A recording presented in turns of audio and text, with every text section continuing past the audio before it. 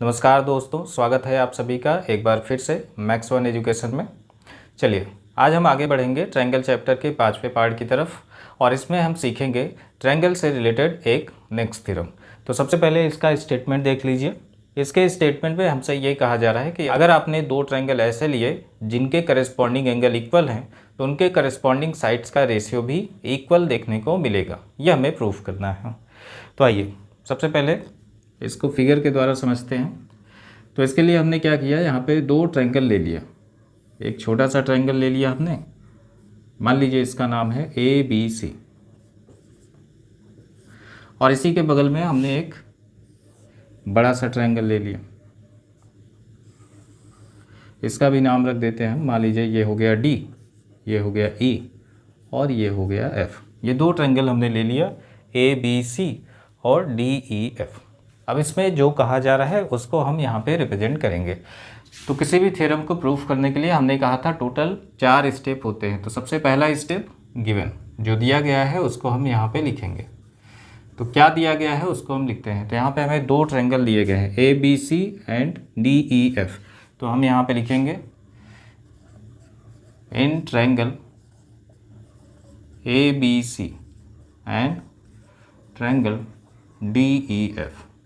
इन दोनों में हमें इन्फॉर्मेशन ये दिया गया है कि इनके करस्पॉन्डिंग एंगल इक्वल है। इसका मतलब एंगल A एंगल D के इक्वल है, एंगल B एंगल E के इक्वल है और एंगल C एंगल F के इक्वल है। तो जो दिया गया है उसको हम यहाँ पे लिखेंगे।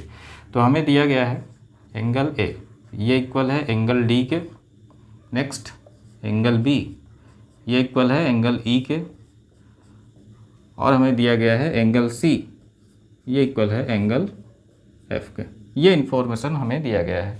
नेक्स्ट स्टेप हमारा होता है क्या प्रूफ करना है उसको यहाँ पे लिखेंगे। तो नेक्स्ट स्टेप हमारा होगा टू प्रूव। जो प्रूफ करना है उसको हम यहाँ पे लिखेंगे। तो क्या प्रूफ करना है, इनके करस्पॉन्डिंग साइड्स का रेशियो, यानी AB का रेशियो DE के साथ लेना है, AC का रेशियो DF के साथ लेना है और BC का रेशियो EF के साथ लेना है। तो हम यहाँ पे लिखेंगे क्या प्रूफ करना है, AB अपान DE ये इक्वल होना चाहिए AC अपान DF के,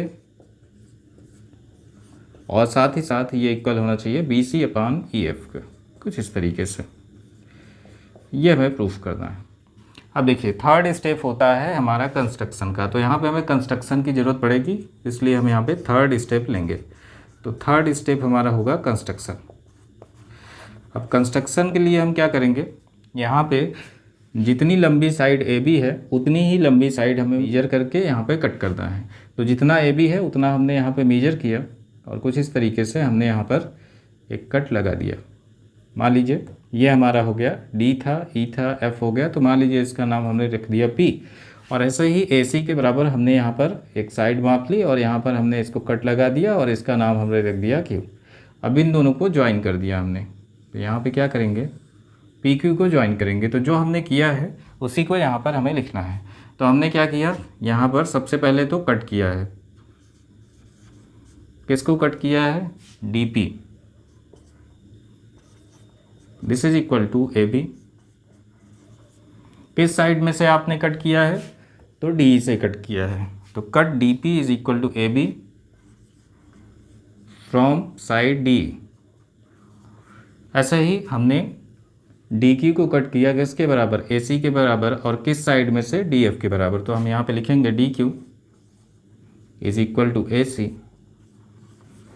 और कौन सी साइड से हमने कट किया, तो यहाँ पर DF में हमने कट किया।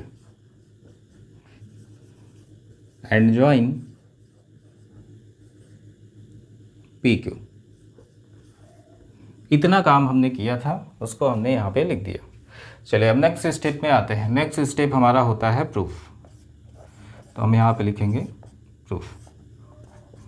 अब यहाँ पर देखिएगा, यहाँ पर इनका करस्पॉन्डिंग एंगल पहले से ही इक्वल दिए गए थे। तो इसका मतलब अब आप दो ट्रायंगल देखिए ABC और DPQ। इन दोनों में अगर आप देखेंगे तो जितना ये एंगल है उतना ही ये भी एंगल है। ये हमें पहले से ही इन्फॉर्मेशन दिया गया है, यानी जितना A था उतना ही D। ये दोनों एंगल पहले से ही इक्वल दिए गए हैं।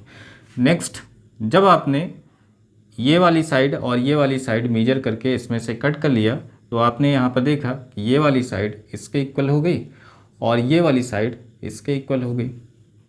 तो अब देखिए यहाँ पर हमें दो ट्रायंगल देखने को मिल रहे हैं, एक ट्रायंगल है ABC और दूसरा ट्रायंगल है DPQ।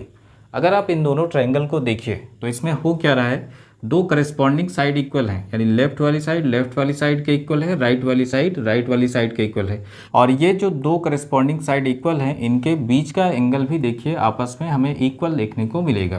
तो इस ट्रायंगल के दो साइड और उनके बीच का एक एंगल इस ट्रायंगल के दो साइड और उनके बीच के एक एंगल के करस्पॉन्डिंग इक्वल है। तो इसका मतलब अगर हम यहाँ पे साइड एंगल साइड कॉन्ग्रुएंसी लगा दें तो ट्रायंगल ABC ये कॉन्ग्रुएंट हो जाएगा ट्रायंगल DPQ के। तो अब यहाँ पर हम लिखेंगे ट्रायंगल ABC ये कॉन्ग्रुएंट देखने को मिला किस ट्रायंगल के, DPQ के। तो हम यहाँ पे लिखेंगे this is congruent to triangle DPQ। कुछ इस तरीके से। क्यों कॉन्ग्रुएंट है, क्योंकि यहाँ पे जो कॉन्ग्रुएंसी वर्क कर रही है वो कौन सी कॉन्ग्रुएंसी है, साइड एंगल साइड की।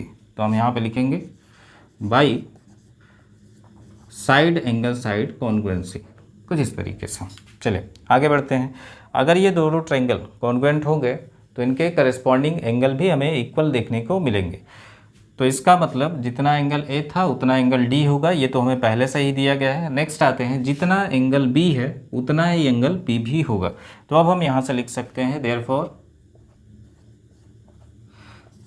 जितना एंगल A है उतना ही D भी होगा। तो हम यहाँ पे लिखेंगे एंगल A ये इक्वल होगा एंगल D के। नेक्स्ट जितना B है उतना ही एंगल P भी होगा, तो एंगल B इक्वल टू हो जाएगा एंगल P के। और एक चीज़ जितना एंगल C है उतना ही एंगल Q के इक्वल हो जाएगा, तो एंगल C ये इक्वल हो जाएगा एंगल Q के, कुछ इस तरीके से।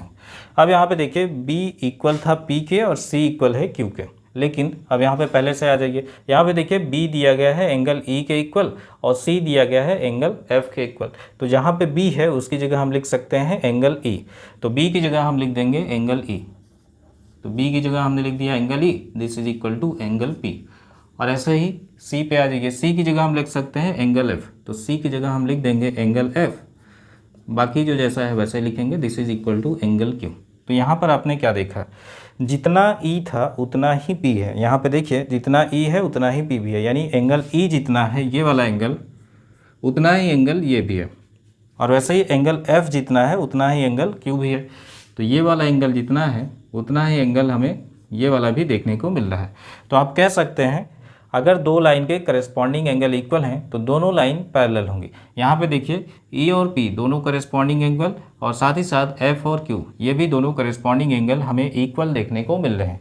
तो यहाँ से हम क्या लिख सकते हैं, अगर करस्पॉन्डिंग एंगल इक्वल हैं तो हम कह सकते हैं कि दोनों लाइन पैरेलल होंगी। तो अब हम यहाँ से लिखेंगे देयरफॉर जो हमारी पहली साइड थी वो कौन सी है, PQ, ये पैरेलल हो जाएगी किसके, EF के। तो हम यहाँ लिखेंगे PQ this is parallel to EF। तो अगर ऐसा मिल गया हमें तो अब हम यहाँ से लिख सकते हैं इनके करस्पॉन्डिंग साइड्स का रेशियो इक्वल देखने को मिलेगा। तो इसका मतलब हम लिख सकते हैं DP by DE। So DP upon DE ये इक्वल टू हो जाएगा DQ अपॉन DF के, DQ अपॉन DF, कुछ इस तरीके से। चलिए अब हमारे पास यहाँ बगल में जगह है, यहीं पर इसको सॉल्व करते हैं। अब DP की हम वैल्यू रखना चाहते हैं, तो जितना DP है उसकी जगह हम लिख सकते हैं AB। तो DP की जगह हम लिख देंगे AB अपॉन D जैसा था उसको एज इट इज रखेंगे, दिस इज इक्वल टू, यहाँ पे आ जाइए DQ। अब यहाँ पे देखिए DQ हमने AC के बराबर कट किया था, तो जहाँ पे DQ है उसकी जगह हम लिख सकते हैं AC और डिवाइड बाई DF जैसा था इसको एज इट इज लिखेंगे।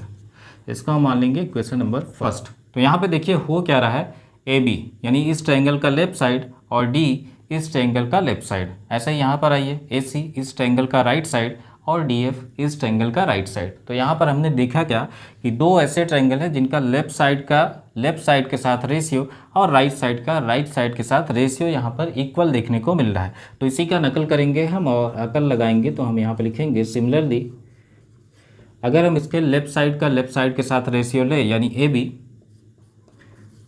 Divided by D this is equal to, अब बॉटम वाले साइड के साथ रेशियो लेंगे तो हम इसकी जगह लिख सकते हैं BC और डिवाइड बाई इसका बॉटम EF। कुछ इस तरीके से। ये हमारा हो गया इक्वेशन नंबर 2। अब इन्हीं दोनों को हम कंबाइन करके लिखना चाहते हैं, तो देखिए ए बी अपान डी, यहाँ पर भी ए बी अपान डी, तो इन दोनों का लेफ्ट साइड इक्वल है, तो इन दोनों का राइट साइड भी इक्वल होना चाहिए। तो अगर हम यहाँ पे दोनों इक्वेशन को कंबाइन करके लिखें तो हम यहाँ पे लिखेंगे from equation first and second, दोनों को कंबाइन करके लिखिए तो A B upon D, A B upon D ये इक्वल है किसके, ए सी अपान डी एफ के। तो हम यहाँ पे लिखेंगे A C upon D F, this is equal to, यहाँ पर आ जाइए B C upon E F, this is equal to B C upon E F. तो यहाँ पर आप देखिए इस ट्रायंगल के लेफ्ट साइड का रेशियो इस ट्रायंगल के लेफ्ट साइड के साथ, इस ट्रायंगल के राइट साइड का रेशियो इस ट्रायंगल के राइट साइड के साथ, और इस ट्रायंगल के बॉटम साइड का रेशियो इस ट्रायंगल के बॉटम साइड के रेशियो के इक्वल आ गया। यही हमसे प्रूफ करना था और ये हमारा प्रूफ हो चुका। तो हम यहाँ पे लिखेंगे दिस इज प्रूफ्ड, कुछ इस तरीके से।